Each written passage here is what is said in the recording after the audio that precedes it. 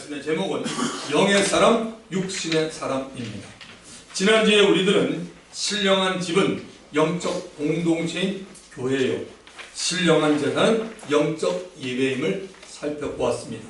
그러므로 교회는 거듭난 영혼들이 영적 예배를 하나님께 드리는 모임입니다. 하나님이 기뻐하는 영적 예배를 드리기 위해서 우리 각자는 매일의 삶을 가능한 거룩한 제사장답게 죄악을 멀리하면서 믿음으로 성결하게 살아야 할 것을 말씀드렸습니다. 죄악을 멀리하면서 말씀으로 성결하게 사는 삶은 바로 믿음으로 말미암아 사는 것입니다. 성경은 이렇게 말합니다. 나의 의인은 믿음으로 말미암아 살리라고 말합니다. 히브리서 10장 38절에 말씀하고 있습니다. 하나님께서 보시기에 믿음으로 의롭게 산 사람들의 얘기가 히브리서 11장 믿음장에 나오고 있습니다. 저와 여러분 모두가 다 선진들의 믿음을 본받게 되기를 주님의 이름으로 축원합니다. 자, 오늘 우리가 읽은 본문 11절을 보시겠습니다. 사랑하는 자들아, 거류민과 나그네 같은 너희를 권하노니 영혼을 거스려 싸우는 육체의 정욕을 제어하라. 중요한 말씀이 많이 나옵니다. 여기 사랑하는 자, 영어로 뭡니까? Dear friend 혹은 beloved 이렇게 씁니다. Beloved, dear friend, 사랑하는 자들아. 대개 우리들은 이 사랑하는 자들이라는 말을 가장 많이 사용한 사람은 예수님의 사도 가운데 사도 요한이라고 알고 있습니다. 그래서 요한 사도를 사랑의 사도라고도 부릅니다. 여러분, 요한 1서에 보면 사랑하는 자들이란 말이 전부 6번이 나옵니다. 그런데 베드로가 쓴 이 베드로 전서와 그리고 후서에도 보면 사랑하는 자들이란 말이 6번 나옵니다. 그러니까 베드로도 사도 요한처럼 6번을 말했기 때문에 사랑의 사도라고 불려줘도 좋을 것 같습니다. 베드로, 요한 두 사람 모두 다 예수님의 사랑을 크게 경험했던 자들입니다. 요한은 늘 예수님 가까이에 있었습니다. 예수님의 사랑을 많이 받았습니다. 그래서 요한 복음에는 요한 자신을 이렇게 말합니다. 예수님의 사랑을 받았던 제자라고 기록하고 있습니다. 베드로는 예수님을 3번이나 부인하였기에 누구보다도 더 마음에 깊은 상처를 가지고 있었습니다. 그런데 그 마음의 상처를 부활하신 예수님을 만나고 난 후에 치료를 받았습니다. 사실 예수님과 베드로 사이에 상처를 준 사람은 예수님이 아니고 베드로였습니다. 베드로가 예수님을 모른다고 하였고 그것도 3번째는 저주까지 하면서 모른다고 말합니다. 자, 복음서는 이렇게 말합니다. 마태복음 26장 74절. 그가 저주하여, 베드로입니다. 저주하여 맹세하여 이르되 나는 그 사람 누굽니까? 예수를 알지 못하노라 하니 곧 닭이 울더라. 이 말씀을 마가복음은 이렇게 말합니다. 마가복음 14장 71절. 그러나 베드로가 저주하여 맹세하되 나는 너희가 말하는 이 사람을 알지 못하노라 하니. 사실은 베드로 때문에 예수님이 상처를 받았고 아픈 것입니다. 베드로가 가진 마음의 아픔은 자신의 상처를 받아서가 아니고 다른 사람 곧 자신이 3년 동안을 따라다니면서 주와 그리스도로 고백한 하나님 아들 예수에게 상처를 준 것 때문에 본인에게 생긴 것입니다. 베드로와 예수님의 관계가 풀리지 않았더라면 베드로는 말할 것도 없고 예수님의 마음도 많이 아팠을 것입니다. 더구나 예수님께서 베드로가 자신을 부인할 것을 아시고 예언까지 하신 일입니다. 이런 어처구니 없는 상황에서 두 사람의 문제를 해결한 쪽은 믿음이 강한 사람, 곧 예수님이었습니다.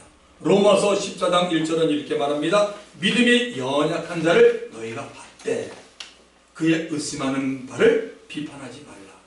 그리고 로마서 15장 1절에는 믿음이 강한 우리는 마땅히 믿음이 약한 자의 약점을 담당하고 자기를 기쁘게 하지 아니할 것이라. 예수님이 자신보다 믿음이 약했던 베드로에게 찾아와서 베드로의 실수와 허물을 덮어주었습니다. 사랑으로 덮었습니다. 말로만 용서한다고 하지 않았습니다. 오히려 베드로에게 베드로야 네가 나를 이 사람들보다 더 사랑하느냐라고 물었습니다. 며칠 전 주님을 3번이나 모른다고 부인하였던 베드로의 입장에서는 먼저 예수님 용서해 주십시오, 제가 주님을 사랑한다라고 말할 수가 없었던 겁니다. 예수님은 베드로의 입장이 되어 주었습니다. 그리고 베드로에게 네가 나를 사랑하느냐라고 물었고, 그 후 베드로에게 그렇다면 나를 사랑한다는 증거로 이렇게 말합니다. 내 어린 양을 먹이고 또한 내 양을 치고 내 양을 먹이라고 말합니다. 오늘 우리들에게도 공동체 교회도 마찬가지입니다. 오해하지 마시기 바랍니다. 믿음이 연약한 자가 믿음이 강한 자에게 상처를 줄 수도 있습니다. 여러분들이 저에게 상처 줄 수도 있습니다. 그 이유는 아직은 영적 분별력이 없고 또한 의심도 하고 모르기 때문입니다. 그런데 만약에 믿음이 강한 자가 자신에게 상처를 준 그 믿음이 연약한 자에게 다시 돌아올 수 있는 기회를 제공하지 않는다면 오히려 그 믿음이 연약한 자를 잃을 수가 있습니다. 여러분 안에도 마찬가지입니다. 참으로 이상한 일이죠. 하지만 실제로 그렇게 됩니다. 그래서 예수님께서 베드로를 사랑으로 용서하십니다. 결과적으로 예수님은 베드로를 얻은 셈이 되었습니다. 베드로는 기독교 역사 속에 위대한 인물이 되었습니다. 반대의 경우를 보겠습니다. 만약에 믿음이 강한 자가 믿음이 연약한 자를 넘어뜨리게 하면 그 사람은 형제자매를 사랑하고 있지 않다는 증거입니다. 예수님이 이런 사람들에게 대해서는 이렇게 말씀합니다. 마태복음 18장 6절 7절 누구든지 예외가 없습니다. 나를 믿는 이 작은 자 소자 중 하나를 실족하게 하면 차라리 연자맷돌을 목에 달아서 깊은 바다에 빠뜨리는 것이 나으니라. 실족하게 하는 일들이 있음으로 말미암아 세상에는 화가 있도다. 실족하게 하는 일이 없을 수는 없으나 실족하게 하는 그 사람에게는 화가 있도다. 그래서 믿음이 강한 자가 믿음이 연약한 자를 넘어뜨리지 않게 하기 위해서 영적으로 성장하고 성숙한 그리스도인은 모든 면에 조심을 해야 하는 것입니다. 말에 조심을 하고 함부로 말하면 안 됩니다. 인격을 손상시키는 말을 하면 안 됩니다. 우리 안에 계신 성령님을 근심시켜드리면 안 됩니다. 신앙이 자라갈수록 영적인 분별력을 갖고 사람의 뒤에서나 안에서 역사하는 어둠의 정체를 파악해야 합니다. 그래서 그 어둠의 세력들과 싸우는 것이지 혈육인 형제자매하고 싸우는 것이 아닙니다.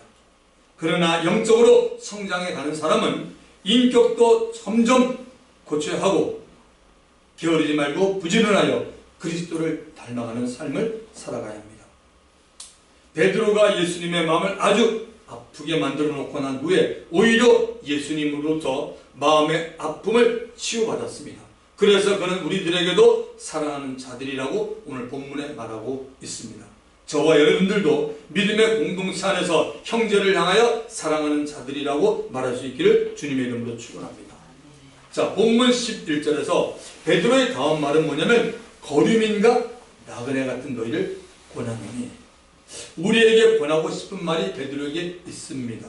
그런데 그 권하는 말을 들으려면 또는 들을 줄 아는 사람이 되려면 우리 각 사람이 거류민과 나그네임을 알아야 한다는 것입니다. 만일 나그네와 거류민이 아니라고 한다면 성령께서 베드로를 통해서 권고하는 말을 듣지 않을 것입니다. 나그네는 오늘은 이곳에서 내일은 저곳으로 정처 없이 또 돌아다니는 사람입니다. 목적지가 아니기 때문에 쉬지 않고 또 다른 곳으로 가는 사람입니다. 거류민은 잠시 거하는 곳에 사는 자입니다. 예수를 믿는 자들의 최종 목적지가 여러분 어디입니까? 이 사실 여러분 분명히 알고 예수 믿고 있나요? 최종 목적지가 어디입니까? 육체의 죽음을 맞이한 후 가는 무덤이 아닙니다. 납골 땅이 아닙니다. 아담 이후의 모든 인생은 죄인이라는 공통점을 가지고 있습니다. 그 죄인의 육체는 육신의 부모로부터 왔기에 그 육체는 이 땅에서 삶을 마치면 근본이 흙으로 돌아가게 되어 있습니다. 하나님께서 정해놓은 사실입니다. 창세기 3장 19절 네가 흙으로 돌아갈 때까지 얼굴에 땀을 흘려야 먹을 것을 먹으리니 네가 그것에서 취함을 입었습니다. 너는 흙이니 흙으로 돌아갈 것이니라 하시니라. 아담이 하나님께 순종을 하고 있는 상태에서는 창세기 3장 19절의 말씀이 아담에게 주어지지 않았습니다. 아담이 하나님의 말씀을 거역하고 선악과를 먹음으로 인해서 너는 흙이니 흙으로 돌아가는 말씀이 모든 사람에게 주어졌습니다. 예수를 믿는 사람들이 가는 최종 목적지는 하나님 아버지의 나라인 천국입니다. 예수를 믿고 하나님의 자녀가 된 사람들은 거듭난 영으로 인해 마지막에 새롭고 신령한 부활의 몸을 입고 하나님 나라에 들어가는 것입니다. 베드로는 예수를 믿고 하나님 나라에 들어가는 하나님의 자녀들은 누구를 막론하고 이 세상에서 삶은 나그네의 삶이요 또한 거류민의 삶이라고 분명하게 말하고 있습니다. 이 세상에서 삶은 우리 각자가 하나님 나라로 들어가기 전의 삶입니다. 하나님은 이 세상에 사는 동안 우리들 마음대로 살지 말라고 합니다. 하나님의 뜻대로 살아갈 때 저와 우리들에게 너는 잘 살고 있다라고 말씀합니다. 하나님의 뜻대로 살았던 자는 마지막 날 천국에서 받을 상급이 크다는 사실을 기억하시기 바랍니다. 고린도전서 3장 10절부터 15절에 가보시면 이 세상에서 주님의 영광을 위해서 살았던 것에 대한 상급이 결정되는 것을 보여주고 있습니다. 고린도전서 3장 12절 13절 만일 누구든지 금이나 은이나 보석이나 나무나 풀이나 짚으로 이 터 위에, 터는 예수 그리스도를 말합니다. 이 터 위에 세우면 각 사람의 공적이 나타날 터인데 그날이 공적을 밝히리니 이는 불로 나타내고 그분이 각 사람의 공적이 어떤 것을 시험할 것입니다. 받는 상급의 결정은 현재 이 세상에서입니다. 어떤 일에 대해서는 금이나 은이나 보석을 받습니다. 어떤 일에 대해서는 나무를 받습니다. 어떤 일에 대해서는 풀이나 지푸라기를 받습니다. 우리들이 받은 자재들이 하늘로 올라가서 우리 각 사람의 집을 위해 만들어지고 있습니다. 하나님의 이름이 나타나지 않고 하나님의 영광이 나타나지 못한 일은 나무 정도밖에 안 됩니다. 자기 이름만 나타낸 일이면 풀이나 지푸라기 정도입니다. 그러나 예수님이 말씀하셨던 대로 오른손이 한 일을 왼손이 모르게 한 일이라면 아무리 적은 일을 할지라도 은 이상의 보석이 됩니다. 말씀 따라 순종하고 산 사람들의 상급이 제일 좋은 것입니다. 보석 가운데도 으뜸이 되는 보석이 있습니다. 왜냐하면 하나님이 가장 기뻐하는 신앙이 순종이 있기 때문입니다. 우리들이 올려보낸 자재로 인해 하늘나라에서의 각 사람의 집이 정해집니다. 그런데 자재로 집을 짓기 전에 그 자재를 성경은 불로 시험을 해본다고 말합니다. 바로 그 사람의 진정한 신앙의 공적이 되는 셈입니다. 여러분 알다시피 나무, 풀, 지푸라기는 뭐예요? 불에 너무너무 잘 탑니다. 타고난 뭐 있어요? 아무것도 없어요. 이런 사람들은 그냥 예수 믿는 자입니다. 그냥 예수 믿는 자. 어디에서나 쉽게 발견할 수 있는 예수 믿는 자입니다. 행함보다는 말로만 신앙생활 한 자입니다. 감사하지 않고 늘 불만과 불평으로 감사하지 못하고 살았던 자들입니다. 믿는다답게 살지 못한 자들입니다. 천국에서는 모든 것이 다 아름답고 좋으니까 그저 기본으로만 살아가는 자가 되는 것입니다. 이런 사람을 두고 바울은 이렇게 말합니다. 고린도전서 3장 15절 누구든지 그 공적이 불타면 해를 받으리니 그러나 자신은 구원을 받되 불 가운데서 받는 것 같으니라. 저는 이왕이면 제 자신 여러분들도 이 말씀처럼 불 가운데서 구원받지 않기를 바랍니다. 예수를 구세주로 믿는 것이 이렇게 엄청난 일입니다. 주를 위해서 한 일이 없어도 구원을 받게 된다는 말입니다. 왜냐하면 구원은 전적인 하나님의 은혜이기 때문입니다. 할렐루야. 그래서 우리들이 예수를 믿지 않고 사는 사람들에게 가서 이 말을 전해야 합니다. 여러분 제가 하는 말 잘 듣고 이렇게 전해보세요. 자 이렇게 얘기합니다. 세 종류의 사람들, 선생님, 보통 사람들 우리가 말할 때 뭐 편하게 선생님 그러잖아요. 선생님, 김 선생님, 최 선생님, 박 선생님, 선생님 예수를 믿고 천국 가는 보증서를 받아놓고 난 뒤에 지금 하시는 일을 하시는 것이 어떻습니까? 아주머니 예수를 믿고 천국 가는 보증서를 받아놓고 난 후에 장사를 계속하시는 것이 어떻습니까? 학생, 예수를 믿고 천국 가는 자격증을 받아놓고 난 후에 대학 입시를 준비하는 것이 좋지 않겠나라고 말을 할 수 있어야 됩니다. 얼마나 맞는 말입니까? 누구도 내일 일을 알아요? 몰라요? 몰라요. 여기서 내일 일 자신하시는 분 있어요? 전 자신 못합니다. 내일 무슨 일이 일어날지 모릅니다. 야고보서 4장 14절 내일 일을 너희가 알지 못하는도다. 너희 생명이 무엇이냐? 너희는 잠깐 보이다가 없어지는 안개입니다. 여러분 요즘 뭐 그런 사고가 많잖아요. 불의로 교통사고 당한 사람, 그 사고를 당한 입장에서는 나 언제쯤 사고 당할 거야 이렇게 말하는 사람이 있나요? 상대가 뭐 졸면서 운전해서 우리를 덮쳐서 우리가 다 삶을 마쳤다든지 아니면 드렁큰 드라이버 술을 마셔서 그랬다든지 우리는 정말 아무 일을 몰라요. 여러분 지진이 일어나는 거 알고 있나요? 뭐 바다가 넘치는 거 알고 있나요? 살이 나는 거 알고 있나요? 아무도 우리는 모르잖아요. 여러분 내일에 대해서 장담할 수 있는 사람이 아무도 없습니다. 그러므로 내일 일에 대해서 미리 염려하실 필요도 없습니다. 오늘 신앙생활을 잘해야 내일 신앙생활도 잘할 수 있습니다. 아멘. 베드로가 말하고 싶은 것이 바로 여러분 이것입니다. 하나님의 뜻을 행하고 살기 위해서는 이 세상의 삶에 목숨 걸지 말고 하늘나라에 목숨 걸고 살아가는 겁니다. 아멘. 이 세상 삶의 목숨을 거는 사람은 땅에 속한 것에만 유독 미련이 있는 사람입니다. 그래서 땅에서 하나님의 뜻과 상관이 없이 잘 살아보아야겠다라고 하기에 욕심과 탐욕과 양보 없이 자신과 자신의 가족만을 위해서 살아가는 자입니다. 그리스도인이 품고 있는 세상 욕심은 서서히 그 자신을 무너뜨리고 있습니다. 욕심을 따라 살게 되면 경우에 따라서는 건강도 잃습니다. 자녀들도 잃습니다. 사랑하는 아내도 잃습니다. 남편도 잃게 됩니다. 또한 하나님도 잃게 됩니다. 욕심을 부리고 자신의 의를 고집하는 그리스도인에게는 아무도 따라가지 않을 겁니다. 본인이 그 욕심 때문에 코가 깨지도록 혼이 나기 전에는 그 욕심 버리지 않습니다. 하나님의 말씀이 욕심 때문에 늘 그분에게는 가려지고 있습니다. 야고보서 1장 15절. 자, 다 같이 읽읍시다. 시작. 욕심이 잉태한 적 죄를 낳고 죄가 장성한 적 사망을 낳느니라. 아멘.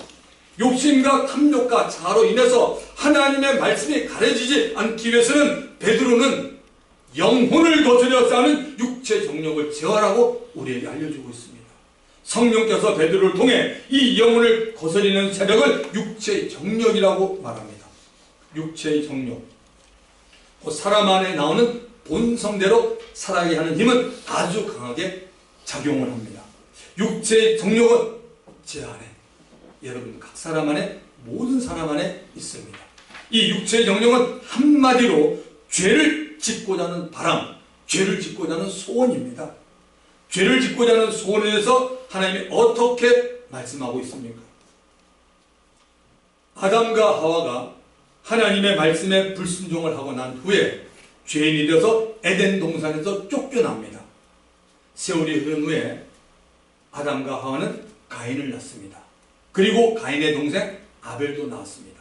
이때는 성경 말씀이 기록되지 않았습니다. 수천 년이 지난 후에 모세라는 인물에 의해서 성경이 기록되기 시작을 합니다. 그리고 모세는 천지창조와 아담과 하와의 기사도 적고 가인과 아벨의 사건도 기록하게 됩니다. 즉 모세로 하여금 성령께서 사건들을 기록하게 한 것입니다. 제가 지금 여러분에게 무엇을 말씀드리기를 원하고 있느냐 하면 창세기 4장의 가인과 아벨의 사건 때에는 기록된 하나님의 말씀이 없었던 때입니다. 가인과 아벨은 자신들의 부모였던 아담과 하와로부터 하나님이 누구인지에 대해서 들어서 알게 되었습니다. 또한 하나님을 믿는 믿음도 생기게 되었습니다. 그 당시 하나님께 나가서 제사를 드리는 문제는 지금 저와 여러분 우리가 하나님께 예배드리는 것만큼 중요했습니다. 두 사람 가인과 아벨은 부모로부터 하나님에 대해서 들었습니다. 그런데 들은 두 사람의 믿음이 달랐습니다. 지금부터 잘 들으세요. 들은 두 사람의 믿음이 달랐어요. 믿음이 달라지니까 두 사람의 생각도 달라집니다. 이래서 믿음이 얼마나 중요한지 몰라요. 똑같은 그리스도인이지만 믿음이 다르니까 생각마다 잘라버립니다. 형 가인은 부모의 말을 들었을 때 조심해서 듣지 않았고 자신이 듣기만 원하는 부분만 들었습니다. 자연히 하나님을 들은 만큼만 알게 되었고 듣지 못한 부분에선 자기 마음대로 하나님을 생각합니다. 그러나 동생 아벨은 부모의 말을 잘 들었습니다. 들은 대로 하나님을 생각하였습니다. 말씀을 가볍게 여겼던 형 가인과 잘 들었던 동생 아벨과의 차이가 예배를 통해서 나타났습니다. 성경은 두 사람이 하나님께 드린 제사 곧 예배에 대해서 말합니다. 하나님이 아벨과 아벨의 제물을 받았습니다. 제물이 먼저가 아니에요. 아벨과 아벨의 제물을 받았습니다. 그러나 가인과 가인의 제물은 하나님이 받지 않았습니다. 아벨은 말씀을 잘 듣고 하나님을 알게 되었고 또한 사랑하게 되었습니다. 그러나 형 가인은 말씀을 잘 듣지 않아 하나님을 잘 알지 못했고 또한 잘 모르는 분을 마음껏 사랑할 수가 없었습니다. 하나님께 제사 드릴 때 보니까 그저 마지못해 형식과 절차를 앞섰던 것이 누구냐? 바로 그게 가인입니다. 하나님은 지금도 마찬가지입니다. 말씀을 잘 듣고 하나님을 알게 되고 그 하나님을 사랑하는 사람의 예배는 받으십니다. 또한 그가 하나님께 드리는 감사도 받으십니다. 히브리서 4장 2절은 이렇게 말합니다. 그들과 같이 우리도 복음 전함을 받은 자나 들은 바 그 말씀이 그들에게 유익하지 못한 것은 왜요? 듣는 자가 믿음과 결부시키지 아니합니다.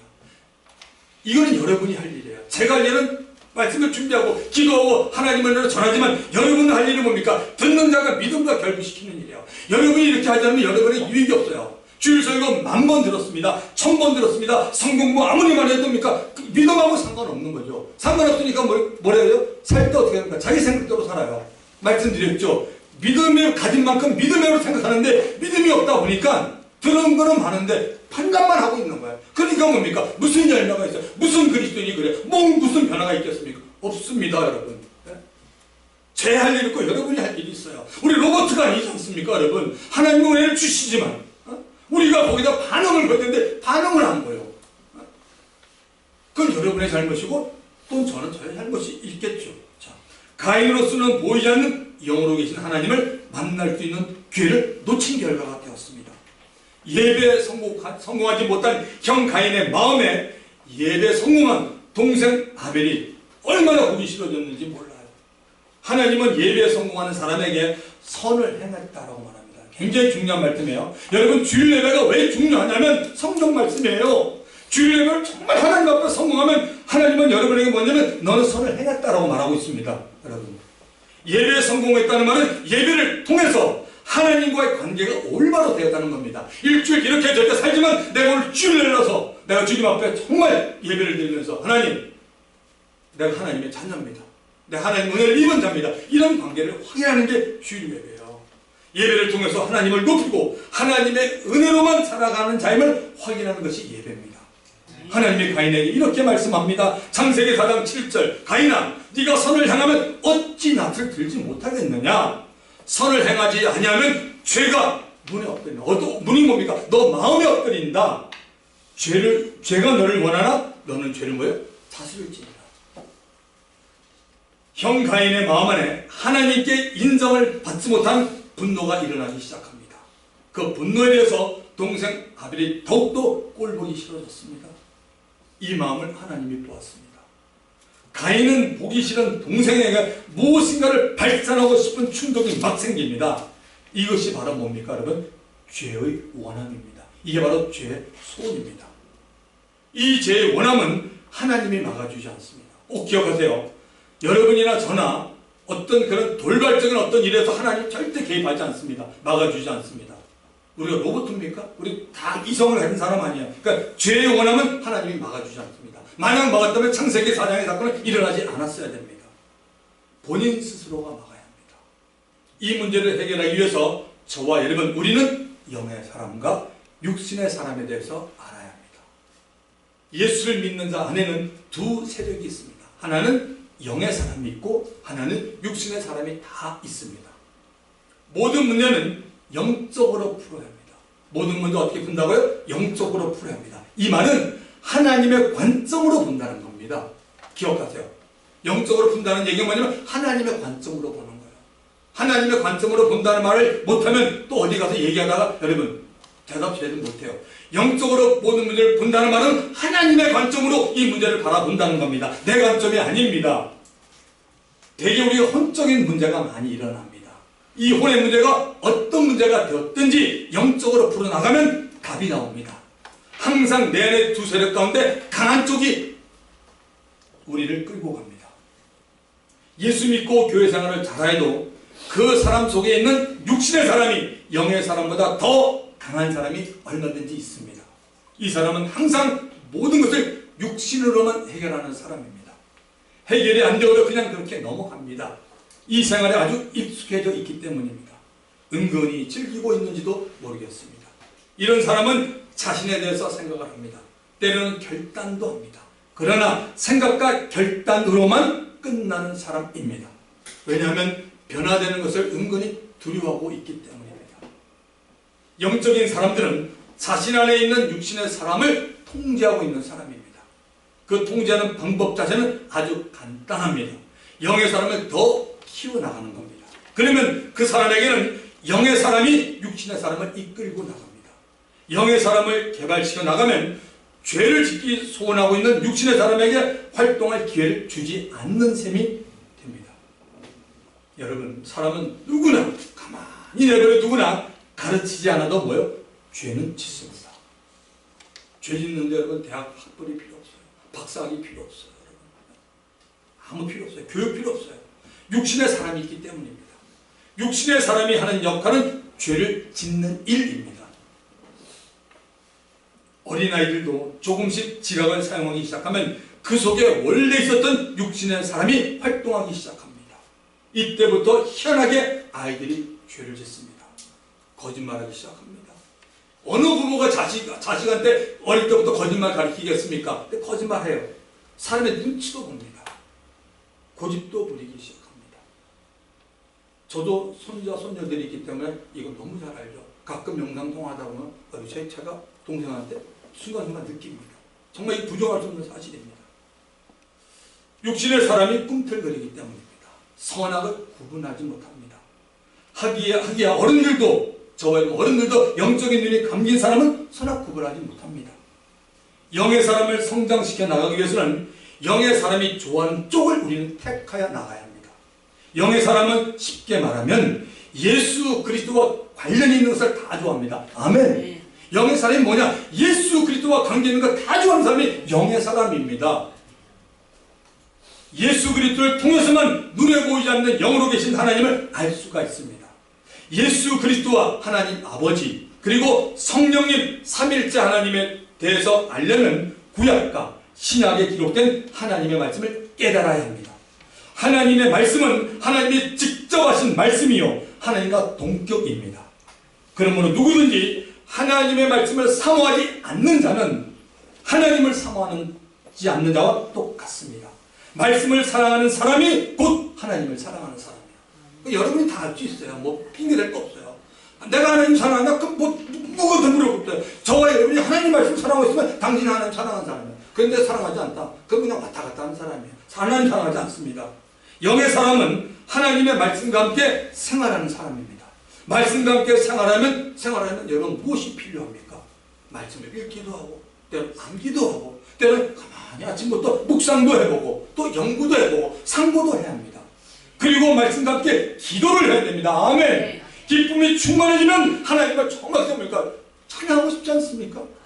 주 예수 정말 오늘 아침에 그걸 부른 찬송이 오늘 이 말씀과 딱 맞는 것 같아요. 내 영혼에 정말 당신의 영, 예수 영혼을 충만히 채워달라고 하나님을 찬양하게 됩니다. 이런 삶을 사는 사람이 영의 사람입니다. 이런 사람은 오히려 자신 안에 있는 육신의 사람을 사랑하지 않고 정말 미워합니다. 예수를 믿는 하나님의 자녀에게는 하나님은 각양 은사를 선물로 줍니다. 그 이유는 그 은사를 사용해서 주의 일을 하라는 것입니다. 은사는 크게 두 종류로 나눌 수가 있습니다. 고린도전서 12장에 나오는 9가지의 영적인 은사와 함께 로마서 12장에 나오는 섬김의 은사입니다. 그런데 이 은사를 받는 문제는 그 사람이 영적이냐 아니냐고는 상관이 없습니다. 다시 한번 말씀드릴게요. 하나님이 주시는 두 가지 은사가 있는데요. 영적 은사와 섬김의 은사가 있는데 이 은사를 받는 분야는 그 그리스도인이 영적이냐 아니냐와 상관이 없습니다. 왜냐하면 주시는 분은 성령입니다. 성령이 원하는 대로 줍니다. 받는 사람의 입장에서는 자신이 원하는 은사를 받기 위해 적어도 기도해야 합니다. 받을 때까지 해야 합니다. 주시는 분은 성령입니다. 성령으로 인해 영적 은사를 받은 사람 가운데도 육신에 속한 크리스찬이 많이 있습니다. 여러분이 예수 믿는 지 오래됐으면 이거 다 경험해 봤을 거예요. 다른 사람을 통해서라도. 그러니까 영적인 은사를 받은 사람 가운데도 육신에 속한 크리스찬들이 많이 있습니다. 이런 말입니다. 성령의 은사로 주의 사역을 하고 있지만 죄를 이겨하는 문제에서는 약한 사람이 있습니다. 바로 이 사람이 육신에 속한 사람이면서 은사를 받은 사람입니다. 육신에 속한 사람에게는 자꾸 육신의 일이 열매로 나타납니다. 그 열매는 전부 하나님이 싫어하시는 죄의 열매입니다. 자, 그러나 영의 사람이 되면 자기를 죄로부터 통제할 수 있는 사람이 됩니다. 오늘 여러분은 이 설교를 끝나고 난 다음에 여러분 자신이 영의 사람인지 아닌지 확인할 뿐만 아니라 모두가 다 영의 사람이 되기 위해서 어떤 자세를 가졌는지 여러분이 생각해 봐야지 오늘 여러분이 설교를 제대로 들은 사람이 됩니다. 영의 사람이 되면 자기를 죄로부터 통제할 수 있는 사람이 됩니다. 왜냐하면 성령의 인도를 받고 성령과 함께 생활하기 때문입니다. 아멘.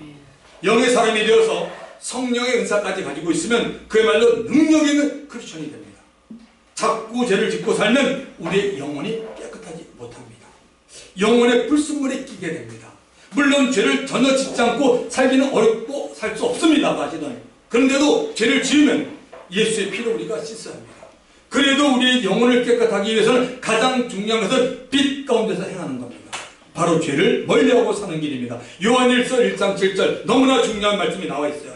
그가 빛 가운데 계신 것 같이 우리도 빛 가운데 행하면, 우리 그리스도인도 빛 가운데 행하면 우리가 서로 사귐이 있고 예수님과 우리의 사귐이 있고 그 아들 예수의 피가 우리를 뭐든지 해서 깨끗하게 하실 것이요. 아멘. 너무 중요한 말씀이에요. 우리가 빛 가운데서 주님과 함께 동행하다 보면 우리가 순간 어떤 때는 아, 내가 어둠에 있구나. 그게 금방 나타나니까 그 부분을 하나님 앞에 나가서 회개하게 되니까 예수의 피의 능력이 나에게 역사하고 여러분에게 역사한다는 말씀입니다. 우리 각자의 영혼을 잘 보존하기 위해서는 육체의 정욕을 이해합니다. 육체의 정욕을 위해서는 주의 보혈을 의지합니다. 찬송가 260 몇 장이 있죠. 주의 보혈, 주의 피, 주의 보혈, 그의 내 매우 귀중한 육체의 정욕을 이기림은 보혈의 능력, 주의 보혈, 정결한 마음을 얻게 하니 참 놀라운 능력이로다. 주의 보혈 능력이 있도다. 주의 피 미루 주의 보혈 그 어린 양의 매우 귀중한 피로다. 아멘. 육체의 정욕을 이기려면 보혈의 능력. 찬송만 끝나면 안 되잖아요. 받아들여야 되잖아요. 자, 본문 12절을 가봅니다. 너희가 이방인 중에서 행실을 선하게 가져 너희를 악행한다고 비방한 자들로 하여금 너희 선한 일을 보고 오시는 날에, 오시는 날이란 말은 심판하시는 날입니다. 하나님께 영광을 돌리게 하려 합니다.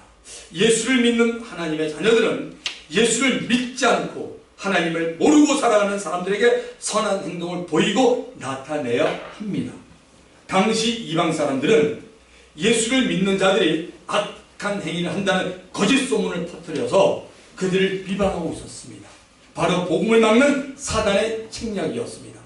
하나님의 자녀들의 선한 행실로 인하여 하나님의 자녀들을 비방했던 사람들이 예수를 믿게 되면 하나님께 영광 돌리게 된다는 말입니다.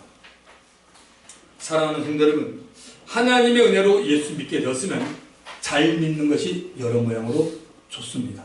만약에 저와 여러분이 가끔 만나는 불신자가 있다고 한번 가정을 해보십시다. 그 불신자는 우리를 볼 때 영적으로 볼 수 있는 눈이 없습니다. 그러나 그들은 우리의 행동을 봅니다. 후에 그들이 예수 믿고 거듭나서 신앙생활을 잘하게 되면 그때 그들이 우리의 그 당시 신앙을 비판할 수 있고 판단할 수 있습니다.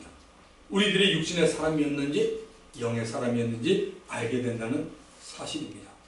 가끔 보면 믿는 자들이 선한 행동을 해야 한다고 말을 하면 행위를 강조하는 율법이라고 우기는 사람들이 있습니다. 여러분, 영혼 구원은 믿음으로 받습니다. 구원을 받은 하나님의 자녀들은 이 세상을 사는 동안 하나님을 기쁘시게 해드려야 됩니다. 믿으시면 아멘합시다. 믿음으로 하나님을 기쁘시게 해드려야 합니다. 말로 하나님을 기쁘시게 해드리는 것은 누구나 다 할 수 있어요. 이거 못할 사람이 어디 있습니까? 말만큼 쉬운 게 어디 있어요. 믿음으로 기쁘시게 하려면 하나님을 기쁘시게 하는 증거, 곧 믿음의 증거가 있어야 합니다.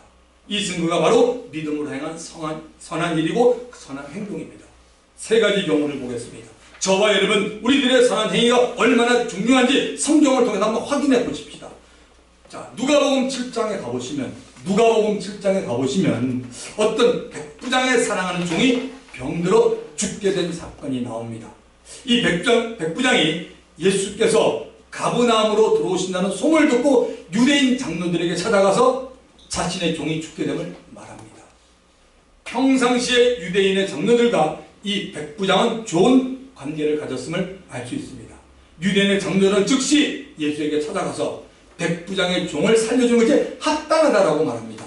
왜 그랬을까요? 그 이유가 누가복음 7장 5절에 기록되어 있습니다. 이 백부장이 우리 민족을 사랑하고 유대 민족을 사랑하고 또한 우리를 위하여 회당을 지었나이다 하니 할렐루야. 예수님도 이 백부장의 한 일을 유대 장로로부터 듣고 함께 병을 고치려 가고 있었습니다. 자, 두 번째 경우에는 사도행전 9장에 가보시면 사도행전 9장 끝부분에 가보시면 베드로가 죽은 사람을 살리는 사건이 나옵니다. 그 죽은 사람은 다비다라고 하는 여제자입니다. 하나님이 베드로를 사용하여 살려줍니다. 베드로가 담대하게 죽은 시체를 향하여 다비다야 일어나라고 하자 그 죽은 다비다가 눈을 뜨고 일어나 베드로 앞에 앉았습니다. 이 죽은 다비다를 하나님께서 살리신 이유가 있습니다. 사도행전 9장 36에서 37절에 나옵니다. 요바에 다비다라는 여자가 있으니 그 이름을 번역하면 돌아가라. 선행과 구제하는 일이 심히 많더니 뭐가 많았다고요? 선행과 구제하는 일이 심히 많더니 그때 병들어 죽음의 시체를 바닥에 누이니라. 선행과 구제하는 일을 하나님이 원합니다. 아멘. 만일 그리스도인이 선행을 하지 않으면 제가 묻겠습니다. 누가 선행을 해야 됩니까? 누가 구제를 해야 됩니까? 이 땅에 그리스도인들이 이런 일을 안 해. 그럼 제가 물어볼게요. 누가 구제를 해야 됩니까? 누가 착한 일 해야 됩니까? 안 믿는 사람? 절에 다니는 사람입니까? 그럼 말이 안 되죠. 우리 하나님 그런 분 아니세요. 저와 여러분이 선한 일 하기를 원합니다. 아멘. 그리스도인은 믿기만 하고 선행과 구제는 타종교에 있는 사람만 해야 하는 것입니까? 절대 아닙니다. 자, 세 번째 경우는 구약에 나옵니다. 유다의 선한 왕인데 히스기야 왕. 히스기야 왕이 죽음을 맞았던 사건입니다. 히스기야 왕은 유대 제13대 왕으로서 하나님이 기뻐하는 일을 굉장히 많이 한 왕이었습니다. 성경은 그가 이루는 선한 일에 대해서 역대하라고 있어요. 역대상도 있고 역대하가 있는데 역대하 29장부터 32장까지 무려 넉 장의 기록을 하고 있습니다. 누가 한 일이요? 히스기야 왕이 한 일을. 이 히스기야 왕이 어느 날 죽을 병이 들었습니다. 하나님께서 이사야 선지자를 왕궁으로 보내요. 히스기야 왕의 장례를 준비하도록 합니다. 끝난 거 아니에요. 어떤 사람이 예언을 합니다. 입에 두고 장례 준비해야겠는데요. 지금 몸이 되게 아프죠. 얼마나 겁이 나겠어요. 근데 하나님이 말씀한 겁니다. 이사야 선지자에게 이사야야 너 지금 왕에게 가라. 왕이면 최고의 권력 아닙니까? 또 하나님 앞에 얼마나 선한 일 하는 왕인데 그 왕에 가서 얘기해. 너 죽을 때가 다 되었는데 빨리 반을 짜고 장례 준비하라고 말합니다. 이때 히스기야 왕이 하나님께 목숨을 연장해달라고 기도를 합니다. 어떻게 보면 좀 뻔뻔한 일 같잖아. 하나님이 너는 이제 끝이라 했는데 그 분한테 가서 목숨을 연장해달라고 기도합니다. 하나님이 그 기도를 들으셔서 15년의 목숨을 더 연장시킵니다. 그 이유가 이사야서 38장 3절에 기록되어 있습니다. 이사야서 38장 3절 다 같이 읽읍시다. 시작. 이르되 여호와여 구하오니 내가 주 앞에서 진실과 전심으로 하여 주의 목전에서 선하게 행한 것을 기억하옵소서 하고 이사야가 심히 통곡하니. 야, 이게 너무 멋있는 말 아니에요, 여러분? 선한 일을 한 것에 대한 히스기야의 간청을 듣고 하나님께서 이사야 선지자를 보내서 히스기야의 목숨을 15년을 더하게 해줬습니다. 얼마나 멋있어요. 하나님 앞에 나갈 기도 제목이 있는 거예요. 기도하면서 내용이 있는 거예요. 하나님, 제가 어쨌든 제가 이런 죽을 병에 걸렸는데 주님 나를 불쌍히 여기고 그동안 제가 예수 믿고 난 다음에 선한 일 기억하셔. 그 일 쭉 얘기하는 겁니다. 여러분, 얼마나 멋있습니까? 말씀을 마치겠습니다. 우리 모두 선한 일에 인색하면 안 되겠어요. 나만 살면 된다는 생각을 버리셔야 합니다. 대신에 저와 여러분, 우리의 영을 위해서 사는 사람이 되어야 합니다. 이 사람이 바로 영의 사람입니다. 영의 사람이 되기 위해서 날마다 나의 영이 성령으로 충만함을 입어야 합니다. 하루에 1시간 성경을 읽고 기도 1시간씩 하십시오. 우리 각 사람도 영의 사람이 됩니다. 반대로 육신의 사람은 육신의 소욕을 따라가는 일을 기뻐합니다. 사랑하는 성도 여러분, 영을 따라 살기를 원하십니까? 육신을 따라 살기를 원하십니까? 이 말씀을 드리겠습니다. 로마서 8장. 육신을 따르는 자는 육신의 일을, 영을 따르는 자는 영의 일을 생각하나니 육신의 생각은 사망이요 영의 생각은 생명과 평안이라. 육신의 생각은 하나님과 원수가 되나니 이는 하나님의 법, 즉 말씀에 굴복하지 아니할 뿐 아니라 할 수 없습니다. 육신에 있는 자들은 하나님을 기쁘시게 할 수 없느니라. 이 시간 우리에게 준 말씀 기억하면서 영의 사람은 다 살 수 있기를 바라며 주님 한 번 부르고 통성하기도 합니다. 주님!